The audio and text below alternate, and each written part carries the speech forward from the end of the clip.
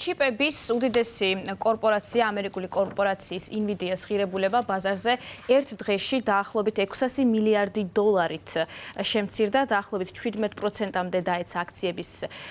ფასი ბაზარზე 27 იანვარს სავაჭრო დღეს და ამის მიზეზად დასახელდა სტარტაპი კომპანია DeepSeek-ი, ეს არის ხელოვნური ინტელექტის ჩატბოტი, რომელიც გავს თავისი მუშაობის პრინციპით კომპანია OpenAI-ის ჩატბოტს, ChatGPT-ს. როგორც აღნიშნავენ ექსპერტები, სწორედ DeepSeek-ი გახდა ფასის ვარდნის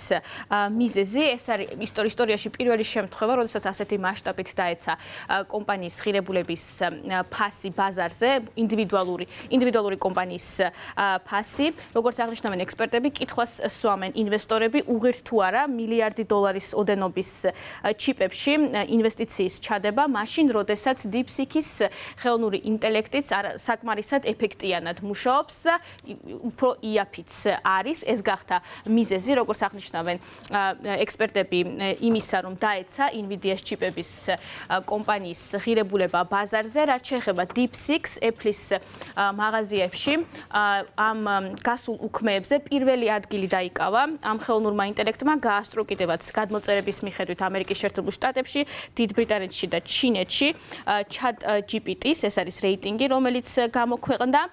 და როგორც აღნიშნავენ ექსპერტები, სწორედ ფაქტობრივად ანალოგიურად მუშაობს ეს სტარტაპი, რომელშიც ჩაიდო დაახლოებით 6 მილიონი დოლარი, გაცილებით ნაკლები ვიდრე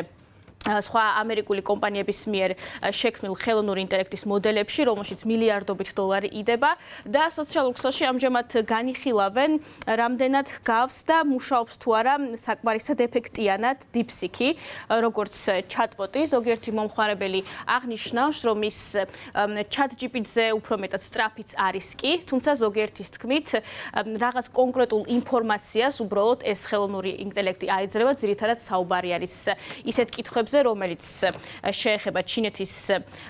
მმართველ რეჟიმს, კომუნისტურ პარტიას, კონკრეტულ თემებთან დაკავშირებით აქვს ცენზურა ამ ჩინურ ხელოვნურ ინტელექტს. რაც შეეხება OpenAI-ს, მისი ხელმძღვანელი სემ ალტმანი სოციალურ ქსელში პლატფორმა X-ზე წერს, რომ ეს არის კარგი ამბავი, რადგან ეს გასდის